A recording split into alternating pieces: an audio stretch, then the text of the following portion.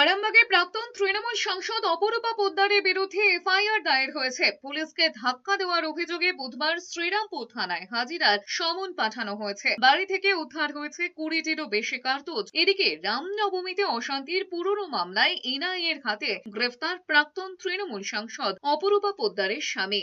রামনবমীতে অশান্তির পুরনো মামলায় এনআইএর হাতে গ্রেফতার প্রাক্তন তৃণমূল সাংসদ অপরূপা পোদ্দারের স্বামী। 2023-এর হুগলিতে রামনবমীর অশান্তির ঘটনায় এফআইআর দায়ের করে এনআইএ। এরপর পুলিশ হেফাজতে থাকা বেশ কয়েকজনকে নিজেদের হেফাজতে নিয়ে জেরা করে কেন্দ্রীয় এজেন্সি। একাধিক সিসিটিভি ফুটেজ, অডিও ক্লিপ হাতে পায় এনআইএ। সেই তথ্য প্রমাণের ভিত্তিতে মঙ্গলবার সকালে রিষড়ায় অপরূপা পোদ্দার ওরফে আফরিন আলীর বাড়িতে যায় এনআইএ। কার্যত বাড়ি ঘিরে রাখে সিআরপিএফ। এরপর দীর্ঘক্ষণ জিজ্ঞাসাবাদের পর গ্রেফতার করা হয়েছে রিষড়া পুরসভার 4 নম্বর ওয়ার্ডের কাউন্সিলর শাকির আলীকে। প্রসঙ্গত সোমবার বিধানসভায় পাশ হয়েছে গুন্ডা দমন বিল। মুখ্যমন্ত্রী শুভেন্দু অধিকারী তার ভাষণে বলেছেন, এ রাজ্যে শাসকের আইন নয়, আইনের শাসন প্রতিষ্ঠা করতে বদ্ধপরিকর নতুন সরকার। এদিকে অপরূপা পোদ্দারের স্বামী শাকির আলীকে গ্রেফতার করে নিয়ে যাওয়ার সময় বাধার মুখে পড়ে এনআইএ। বাইরে অপরূপার অনুগামীরা বিক্ষোভ দেখাতে থাকেন। বিক্ষোভ দেখে বাইরে বেরিয়ে আসেন অপরূপা পোদ্দার। তিনি বিক্ষোভকারীদের বুঝিয়ে সরে যেতে বলেন। পরে পুলিশ এবং সিআরপিএফ জওয়ানেরা বিক্ষোভ হটিয়ে দেয়।